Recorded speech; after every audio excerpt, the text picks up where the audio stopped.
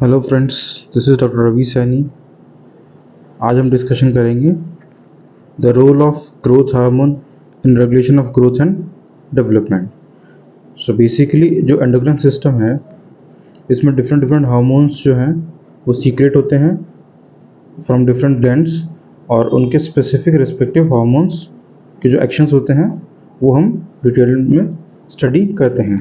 तो आज जो हम हार्मोन पढ़ेंगे दैट इज़ ग्रोथ हार्मोन, और उसका जो ग्रोथ और डेवलपमेंट में वो कैसे उसके लिए रेगुलेट करता है, उसके फंक्शंस हम पढ़ेंगे।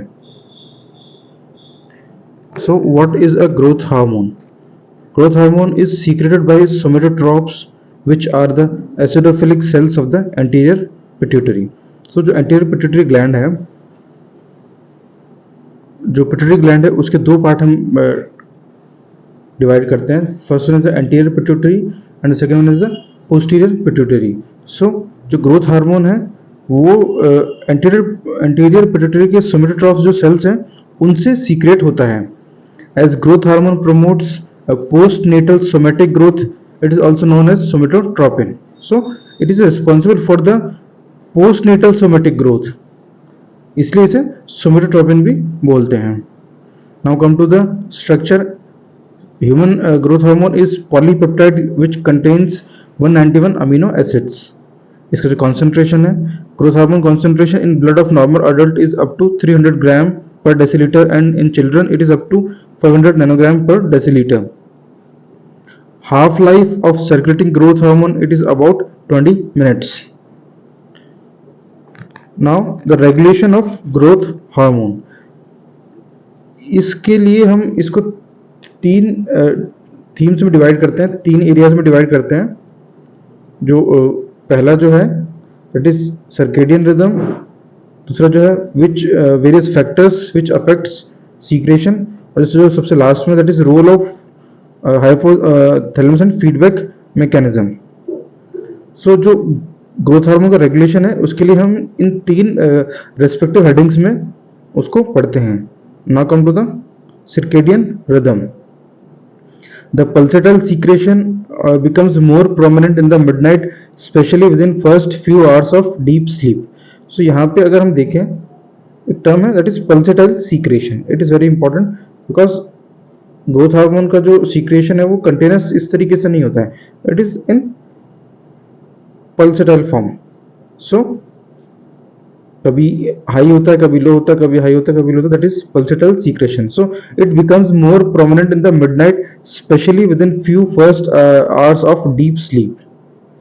जो हमारा स्लीप साइकिल है उसके जो फर्स्ट फ्यू आवर्स होते हैं उसमें सीक्रेशन सबसे ज्यादा होता है। So approximately 70% of total 24 hours of growth hormone secretion occurs during slow wave sleep, that is a stage 3 or stage 4 of sleep cycle.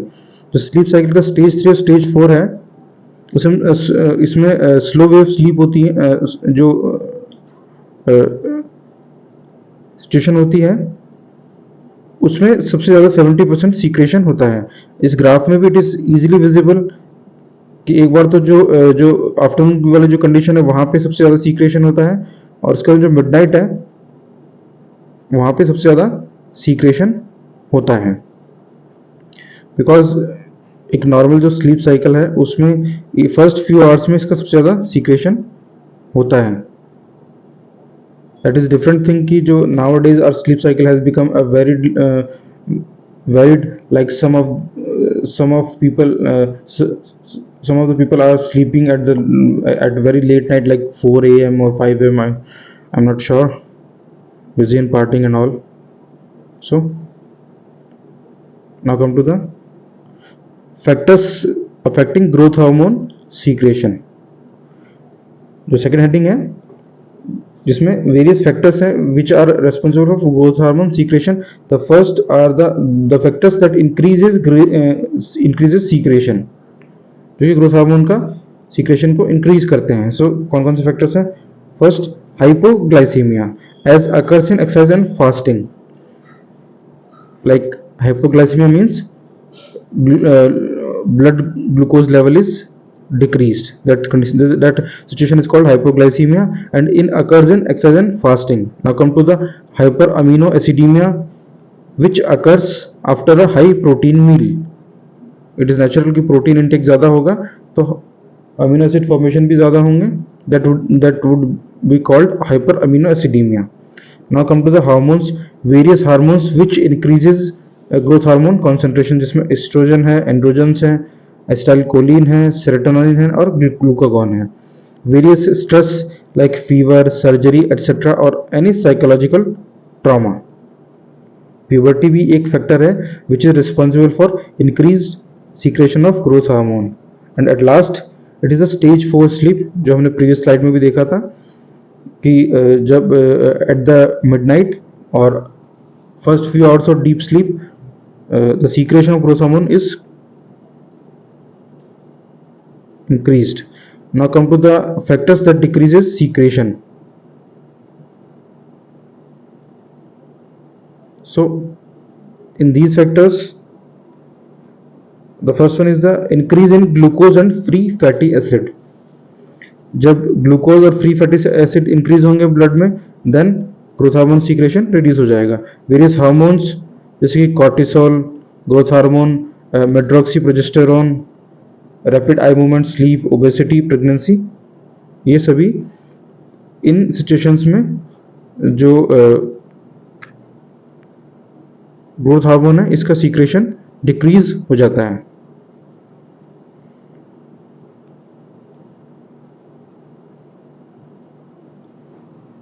Now come to the role of hypothalamus and feedback mechanism. इससे पहले जो हमने पढ़ा कि जो growth hormone है उसके जो रेगुलेशन है उसके लिए 3 एरियाज में हमने इसको डिस्कशन करना है. जो पहला जो था दैट इज सर्केडियन रिदम, जिसमें कि ग्रोथ हार्मोन इसका पल्सेटाइल सीक्रेशन होता है और स्पेशली जो फर्स्ट फ्यू आवर्स होते हैं स्लीप के उसमें इसका कॉन्सेंट्रेशन काफ़ी ज़्यादा होता है. स्पेशली उस ग्राफ में हमने देखा था कि जो मिडनाइट है या फिर जो नून वाला जो टाइम है, आफ्टरनून वाला टाइम जो है उसमें सबसे ज़्यादा सीक्रेशन होता है. The last one is the role of hypothalamus and feedback mechanism. So hypothalamus और फीडबैक मैकेनिज्म कैसे ग्रोथ हार्मोन को कंट्रोल करते हैं. सो 2 hypothalamic hormones control the synthesis of growth hormone. The first one is the growth hormone releasing hormone and the second one is the growth hormone inhibiting hormone, जिसे हम somatostatin भी बोलते हैं. So in case of hypothalamus, growth hormone controls its own secretion by feedback mechanisms. Growth hormone has a negative feedback effect on growth hormone releasing hormone and a positive feedback effect on somatostatin secretion.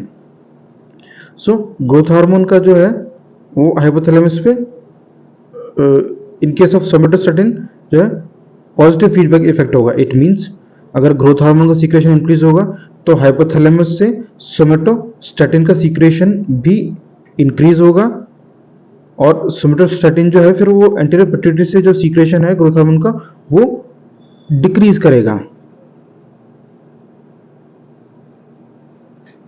Now on the opposite side यहाँ पे जो है negative feedback effect है.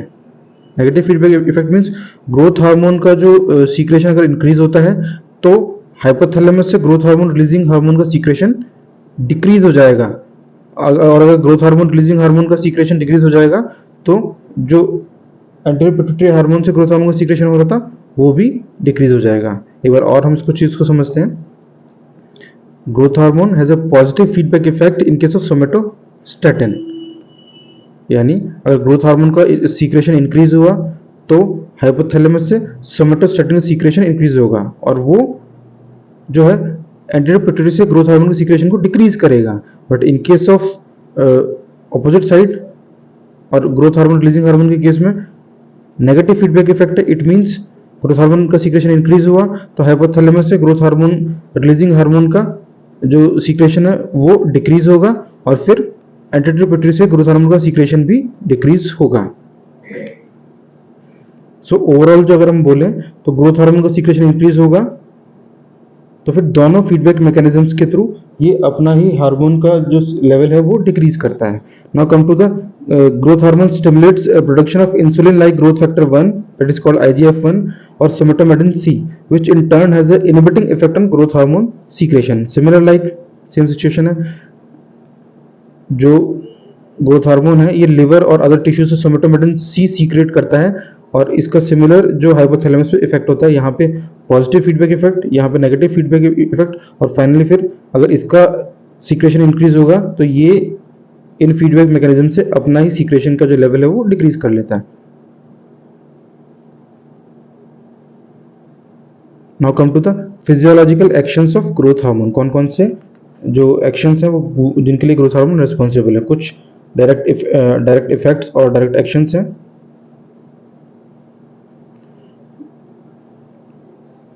These are the direct effects or direct actions and these are the indirect actions. So अगर हम direct effects देखें तो इसमें फर्स्ट जो है एपिफाइजियल ग्रोथ, जिसे हम लीनियर ग्रोथ भी बोलते हैं। Now come to the second, that is skeletal muscle growth. Protein synthesis is responsible for skeletal muscle growth. In case of viscera, it increases size of visceral organs. In case of metabolism, it would decrease glucose uptake, increase gluconeogenesis, and it would decrease lipolysis. That situation would be called adiposity. And in last, it would decrease insulin sensitivity. Now come to the insulin growth factor 1, that is secretion from livers. The first one is the epiphyseal growth, visceral growth. In case of metabolism, it prevents lipolysis and increases protein synthesis, and it would increase insulin like activity. So ये जो effects हैं ये indirect effects हैं, और जो अपर वाले these are the direct effects, जिसमें कि ग्रोथ हार्मोन डायरेक्टली इनको कंट्रोल करता है। But in case of indirect effects, जो इंसुलिन ग्रोथ हार्मोन फैक्टर है जिसे हम सोमेटोमेटिन सी भी बोलते हैं, उसके थ्रू फिर ये इनडायरेक्ट इफेक्ट्स शो करता है। Now come to the effects on protein metabolism. अब हम डायरेक्ट इफेक्ट्स में सबसे पहले देख रहे हैं the effect on protein metabolism. इस पे जो पहला जो है that is anabolic action, means it would increase protein synthesis. Second one is increased amino acid entry into the cells in many tissues. Obviously protein synthesis increase करने के लिए amino acid चाहिए होंगे, सो उनकी जो एंट्री है वो सेल में इंक्रीज करेंगे। Third one is increased RNA and DNA synthesis. RNA DNA synthesis increase होगा तभी तो प्रोटीन सिंथेसिस पॉसिबल है। The last one is by increasing RNA translation, by increasing transcription, decreasing catabolism of protein. So ये सारे जो factors हमने पढ़े हैं ये सभी प्रोटीन सिंथेसिस को इंक्रीज करते हैं। Translation, transcription we all know, central dogma of molecular biology. DNA से एमआरएनए, एमआरएनए से प्रोटीन, तो डीएनए से mRNA that is translation, and mRNA to protein it is called DNA से mRNA it is called transcription, and mRNA to protein it is called translation, है ना। So these mechanisms would increase protein synthesis. Now come to the effects on fat metabolism. Fat जो metabolism उस पर क्या effect होंगे। Growth hormone causes lipolysis and increase plasma level of free fatty acid. जो lipolysis है वो increase होगा तो जो plasma level है free fatty acids का वो भी increase होगा। Lipolysis means breakdown of lipid, और जो we all know that कि जो lipid है these are made up of from free fatty acids. So lipid का breakdown होगा तो free fatty acid का formation ज़्यादा होगा और plasma में free fatty acid का level increase हो जाएगा। The second one is by increasing free fatty acids to acetyl coenzyme. Free fatty acid ज़्यादा बनेंगे तो acetyl coenzyme भी ज़्यादा बनेगा। In third, it promotes ketogenesis as it increases free fatty acid and keto acids in plasma. Growth hormone provides energy in various conditions of hypoglycemia and stress. Free fatty acid और acetyl coenzyme अगर ज़्यादा बनेंगे तो it would promote कीटोजेनेसिस, means free fatty acid और कीटो acids का जो concentration वो plasma में इंक्रीज हो जाएगा। और growth hormone provides energy in various conditions of hypoglycaemia and stress. So hypoglycaemia और स्ट्रेस के कंडीशन में जो ग्रोथ हार्मोन है इट प्रोवाइड्स एनर्जी, इसलिए वहाँ पे जो फ्री फैटी एसिड्स हैं और कीटो एसिड्स हैं इनका लेवल प्लाज्मा में इंक्रीज हो जाता है। Now come to the effect on carbohydrate metabolism. It decreases glucose utilization by cells. जो सेल हैं वो ग्लूकोज यूटिलाइज कर रहे हैं तो उसका जो अमाउंट है वो डिक्रीज हो जाएगा. It increases release of glucose from liver by facilitating hepatic neoglucogenesis. It increases the release of glucose from liver by facilitating hepatic neoglucogenesis. जो सेल है उनका जो यूटिलाइजेशन है, जो सेल है वो ग्लूकोज का यूटिलाइजेशन कर रहे हैं, उसका लेवल डिक्रीज हो रहा है, बट प्लाज्मा में जो ग्लूकोज का लेवल है वो इंक्रीज होगा बिकॉज सेल जो है वो ग्लूकोज यूज नहीं कर रहे हैं. दैट्स प्लाज्मा में जो लेवल है ग्लूकोज का वो इंक्रीज हो जाएगा. Now come to the insulin secretion. अब ग्लूकोज ज़्यादा है तो एज यूजुअल कि ग्लूकोज के अपटेक को बढ़ाने उसको उसके कंजम्पशन को मैनेज करने के लिए इंसुलिन जो है उसका सीक्रेशन भी ज़्यादा होगा. It decreases glucose uptake by skeletal muscles as similar to cells. जो स्केलेटल मसल्स हैं वहाँ पे भी ग्लूकोज अपटेक डिक्रीज हो जाएगा. Now come to the effects on growth. Growth hormone stimulates linear growth which occurs due to its action on the epiphyseal cartilage of long bones. जो long bone है वहाँ पे epiphyseal cartilage होती है जो जिसकी लेंथ में इंक्रीज होने से जो long bones हैं उनकी लेंथ इंक्रीज होती है. So growth hormone promotes linear growth. Growth hormone stimulates all aspects of metabolism of chondrocytes, the cartilage forming cells. जो chondrocytes हैं उनका जो नंबर है वो इंक्रीज होगा because these are the cells which are responsible for cartilage formation. Third one is increased amino acid uptake and protein synthesis and increases RNA DNA synthesis in chondrocytes.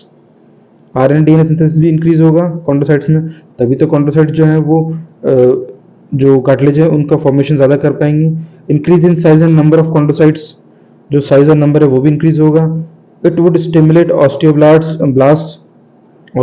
जो है जो bone forming sales हैं उनका भी जो number है वो increase होगा. Now the indirect actions are mediated by the insulin growth factor that is called somatomedin C. The effects of growth hormone on growth, cartilage and protein metabolism depend partly on the production of insulin-like growth factors. These are called somatomedins. इसमें जो mainly जो responsible that is somatomedin C. Insulin growth hormone factor 1 receptor, insulin-like growth hormone factor 1 receptor is very similar to insulin receptor. जो IGF-1 का receptor है, it is similar to insulin receptor. IGF-1 is secreted independent of growth hormone before birth. However, after birth, insulin growth hormone factor 1 secretion and actions are dependent on growth hormone. Before birth, it is independent of growth hormone, but उसके बाद में जो IGF factor 1 है इसका secretion जो है वो growth hormone के simultaneously होता है. उसका secretion increase होगा, GH increase होगा तो IGF-1 भी increase होगा. It binds up with plasma protein called insulin growth factor binding proteins IGF-BP which serves as reservoir for insulin growth factor in plasma. So जो IGF-1 factor है insulin like growth factor 1 ये plasma protein जो है जिसे हम insulin growth factor binding proteins बोल रहे हैं उनसे बाइंड हो जाते हैं और एक तरीके से ये फिर IGF का जो लेवल है वो प्लाज्मा में मेंटेन करने में हेल्प